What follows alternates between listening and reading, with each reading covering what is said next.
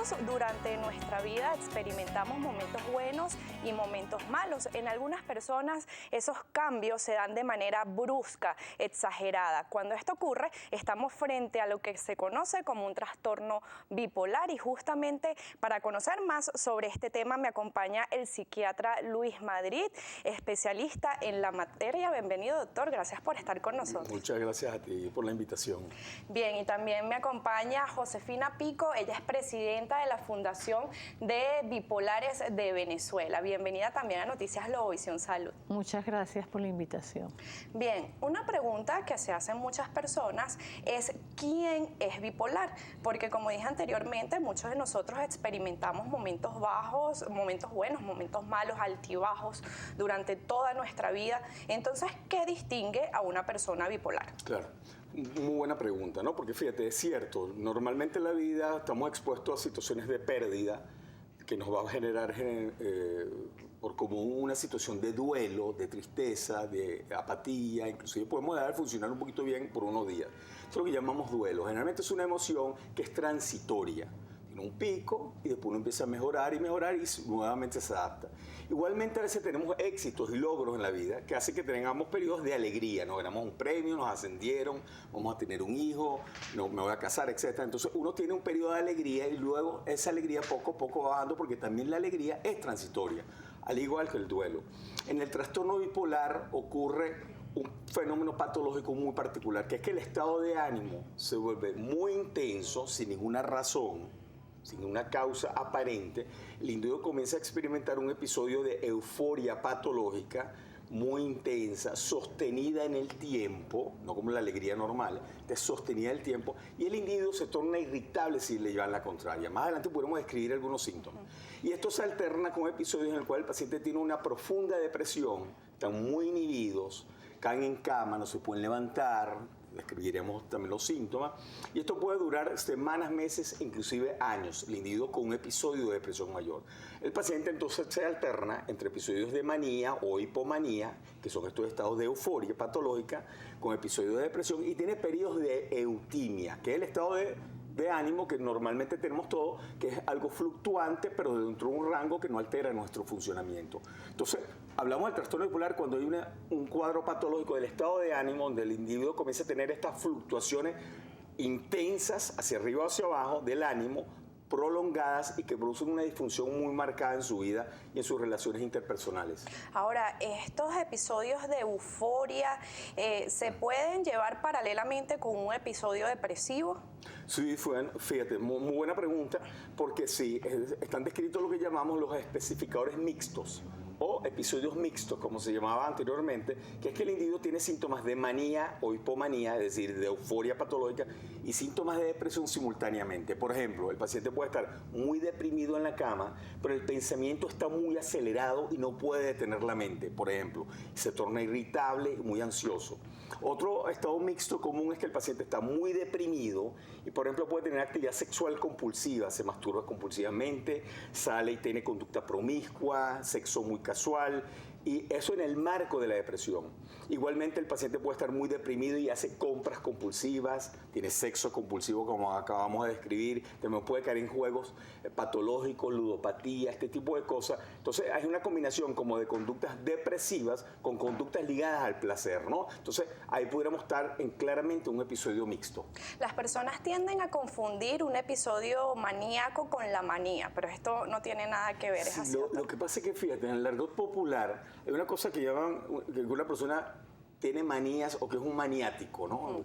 Que tiene manías de limpieza o es el maniático de la limpieza, del orden, de la puntualidad, etc. Y eso realmente obedece a otro tipo de trastorno, otro tipo de rasgo de personalidad, que es lo que llamamos obsesivos. Los maniáticos, como se llaman en el argot popular, es lo que nosotros llamamos obsesivos compulsivos, que pueden tener una neurosis obsesiva compulsiva, que tienen problemas con la contaminación, con la limpieza, se lavan las manos permanentemente, todo lo tienen que mantener ordenado, no pueden pisar las líneas del piso porque alguien se va a morir, el switch le tienen que dar 4 veces porque si no le da puede ocurrir un terremoto, ese tipo de obsesiones y compulsiones, ¿no? Y está el maníaco, el trastorno obsesivo compulsivo de la personalidad, que es el individuo que es sumamente rígido, puntual, todo tiene que ser correcto, el deber ser, son muy dominantes, son muy iracundos y generalmente siempre tienen la razón. Entonces, ahí estaríamos hablando de otro trastorno o de otro espectro de patología distinto al trastorno bipolar. Que también debe ser tratado, doctor. También son susceptibles de tratamientos, que hay tratamientos en modelos de psicoterapia inclusive muy específicos para ese tipo de trastorno, tanto la neurosis obsesiva compulsiva como el trastorno obsesivo de la personalidad. ¿Cuál sería la causa de esta enfermedad? ¿Está bastante relacionada con la herencia, los genes? Sí. Fíjate, el trastorno bipolar junto con el alcoholismo crónico tipo alfa, es decir, el que consume permanentemente alcohol, el que consume compulsivamente alcohol, estas dos entidades han demostrado que tienen un componente genético sumamente alto. El trastorno bipolar tiene un marcaje genético significativo, ya inclusive hemos localizado cuáles son los genes que están asociados a la presencia del trastorno bipolar, pero es importante señalar, Diana, que lo que se hereda es la predisposición a la enfermedad. O sea, tú heredas la potencialidad para la enfermedad. Entonces, junto a esta predisposición genética, tienen que surgir algunos estímulos que hagan que el gen se exprese y aparezca la enfermedad. ¿Cuáles son los estímulos más comunes? La adolescencia, el furor de la hormona, tanto la testosterona como los estrógenos, de alguna manera pueden hacer que se dispare y se exprese el gen. Lo otro es que en esta edad también, durante la adolescencia, es común los trasnochos, las fiestas, la ingesta de alcohol, experiencia con drogas, conducta disruptiva, conducta, tú sabes, en pandillas y tal. Y eso puede hacer que de alguna manera se exprese la enfermedad. ¿El estrés, por ejemplo? El estrés. Ya cuando ya aparece la enfermedad, que generalmente aparece en una edad muy joven, entre los 16 a los 22, 24 años, ya después la enfermedad comienza a tener cierta autonomía, comienzan a aparecer episodios de manera un poco espontánea. Ahora, lo que sí sabemos es que uno de los factores fundamentales es el estrés crónico sostenido. Una persona que vive con presión en el trabajo, con estresores dentro de su familia, que son muy comunes en el paciente bipolar, problemas económicos, problemas, por ejemplo, sociales, que no puede dormir bien, que vive angustiado permanentemente, que no puede comer bien, o que tiene alguna enfermedad física crónica. Esos son también estresores que pueden disparar que el paciente, a pesar de su tratamiento, pueda tener recurrencia de los episodios maníacos o depresivos. ¿Esta enfermedad se presenta por igual en mujeres y en hombres? Fíjate, si nosotros vemos en global el trastorno bipolar, sí. No hay una diferencia de géneros entre hombres y mujeres, se presenta de igual forma. Pero si nosotros subdividimos el trastorno bipolar en grupos, por ejemplo, en tipos de trastorno bipolar, el tipo 1, por ejemplo, que el paciente tiene episodios de manía eufórica muy marcada, que puede llegar inclusive a tener ideas delirantes, megalomaníacas, de ser poderoso, ser millonario, tener dinero que va a salvar el mundo, el país, etc. Y eso cursa luego con episodios de marcada depresión inhibida, el paciente cae en cama por periodos muy largos.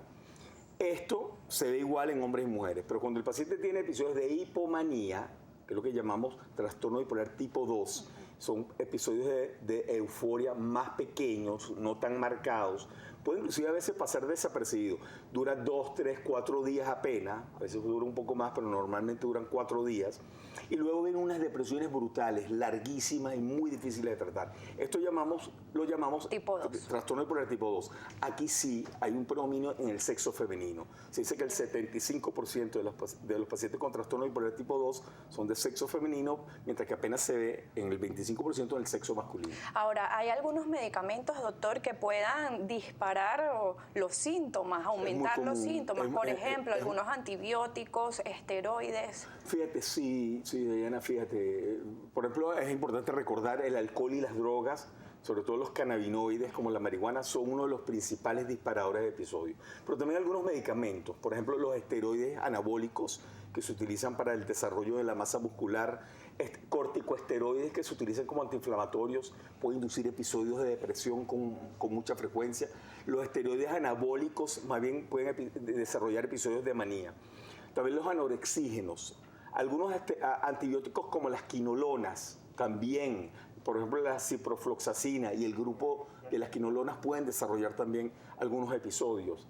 ¿Qué otras cosas te pudiera mencionar? Los inhaladores, los broncodilatadores, todo lo que son beta bloqueantes, medicamentos para la tensión arterial. Entonces, por eso cualquier medicación que usted vaya a tomar indicado por algún profesional de otra especialidad, consúltelo con su psiquiatra que le dirá si puede o no puede o si hay alguna otra alternativa en caso de que no.